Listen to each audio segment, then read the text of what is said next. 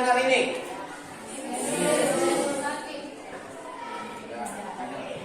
Nah, kita doakan mudah-mudahan minggu depan ikut kita ini boleh sembuh untuk belajar kita bersama.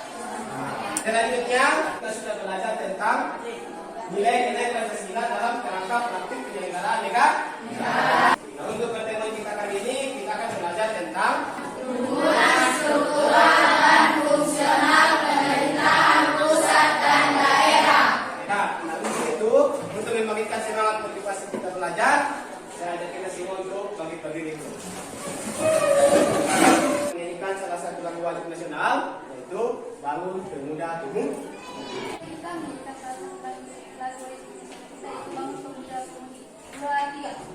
Bangun Pemuda Pemudi Indonesia.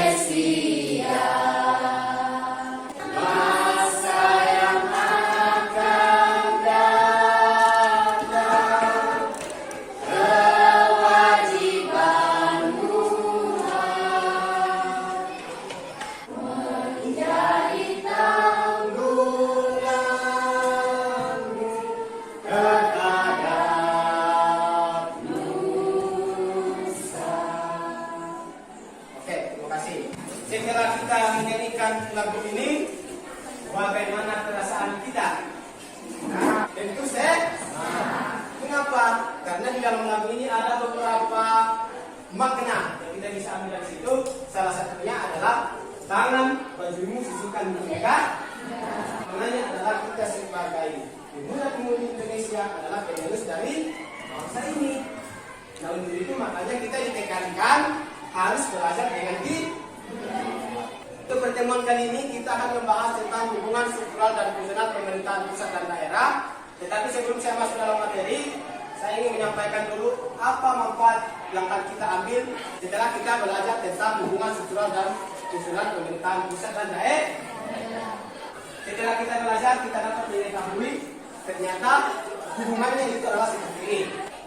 Fungsionalnya itu seperti ini. Nah, mudah-mudahan apa yang kita dapatkan setelah pembelajaran nanti itu bisa kita terapkan dalam kehidupan yang ini. Kita lanjut mengenai IPK-nya, menelaah tentang hubungan struktural dan fungsional pemerintahan pusat dan daerah. Kemudian dari kompetensi dasarnya, merumuskan hubungan pemerintahan pusat dan daerah menurut Undang-Undang Dasar Negara Republik Indonesia. Tujuan pembelajaran yang pertama,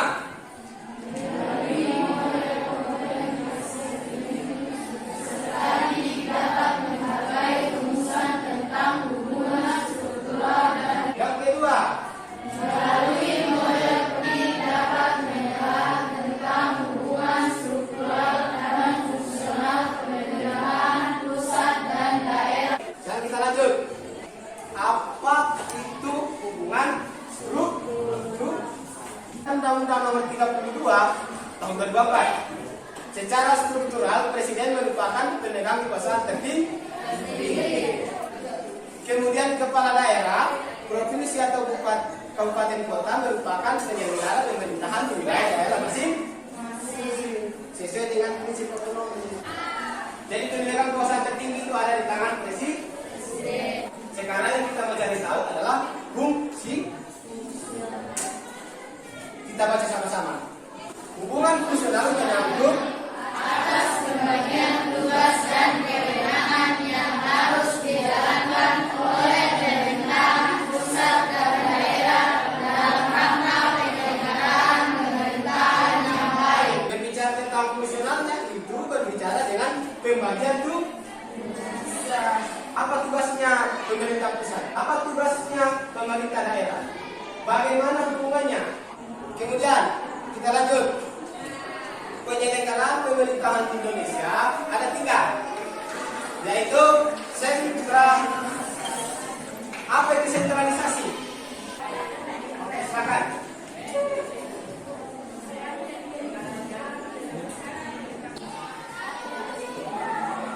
Oke, betul. Apa yang disampaikan memang betul bahwa berbicara tentang hubungan sentralisasi adalah kewenangan pusat. Jadi yang lebih berperan di sini adalah buku pusat.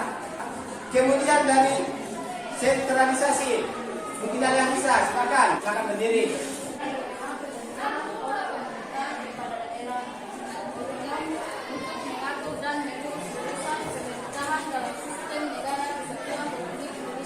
Oke, bagus. Itu yang disampaikan oleh temannya bahwa yang dimaksud dengan desentralisasi itu ialah pemberian wewenang, hak dan kewajiban kepada daerah untuk mengurus rumah tangganya sendiri.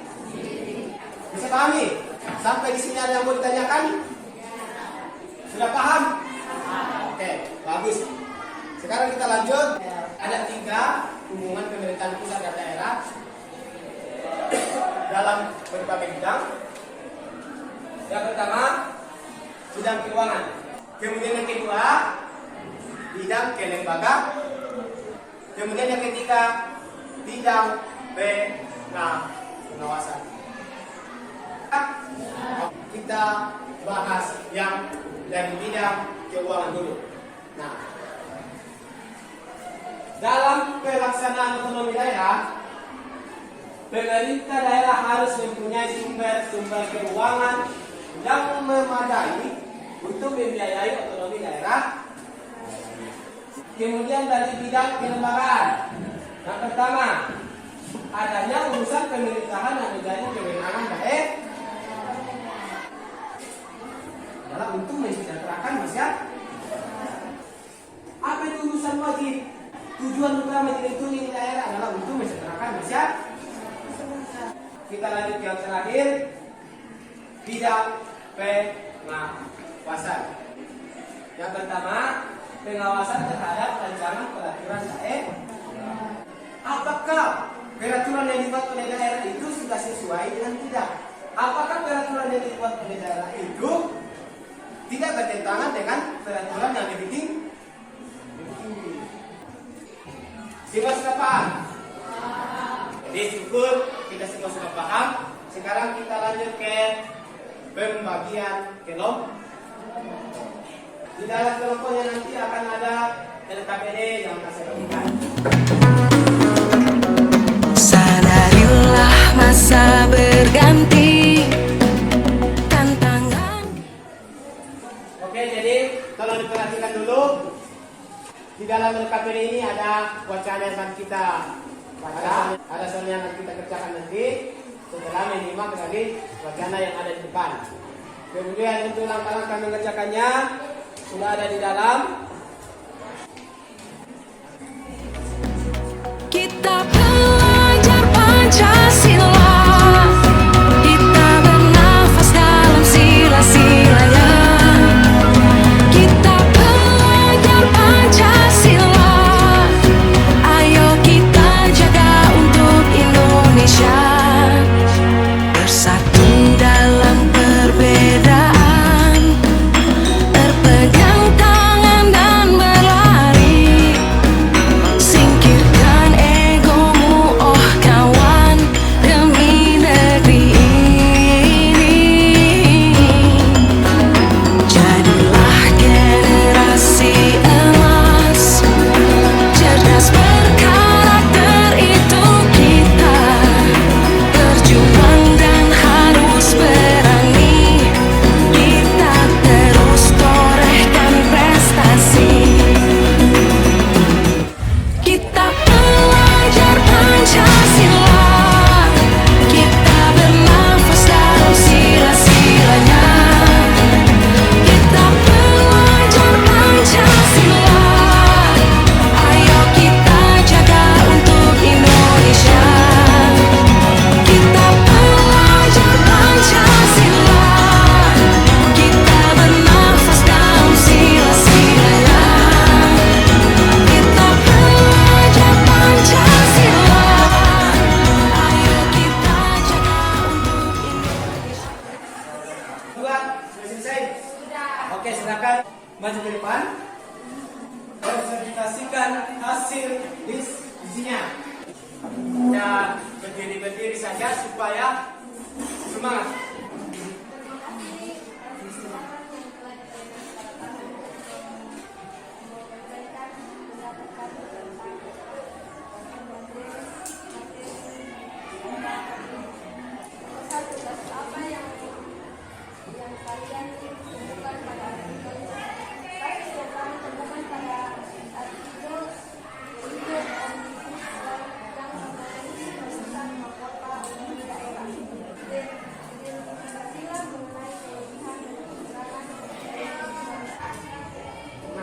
Oke, dari kelompok 2 sudah mempresentasikan atau sudah menyampaikan hasil diskusinya. Bagaimana, ada yang mau menanggapi atau ada yang mau menambahkan? Saya persilakan. Oke. Jadi apa yang disampaikan oleh kelompok 2 itu sudah betul. Yang pertama, kasus apa yang kita temukan? Itu dari artikel itu ada kasus tentang omnibus.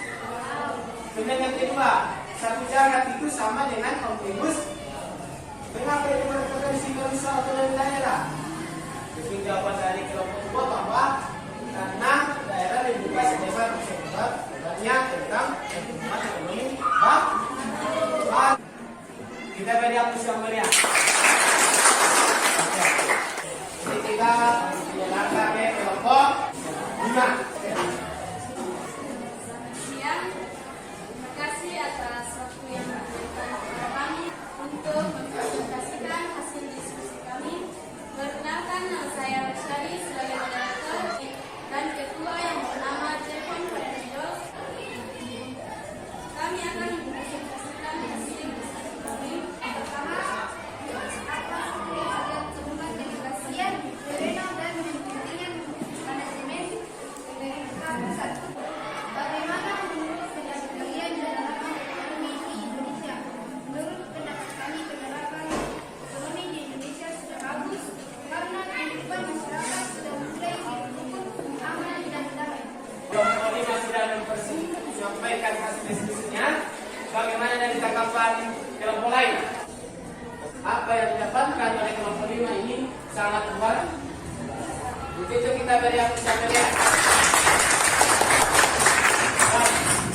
Harapan saya selanjutnya, semoga kerjasama ini bisa berjalan dengan baik. Itulah hasil diskusi kami dari kelompok 4. Bila ada kekurangan, mohon dimaafkan. Sekian dan terima kasih.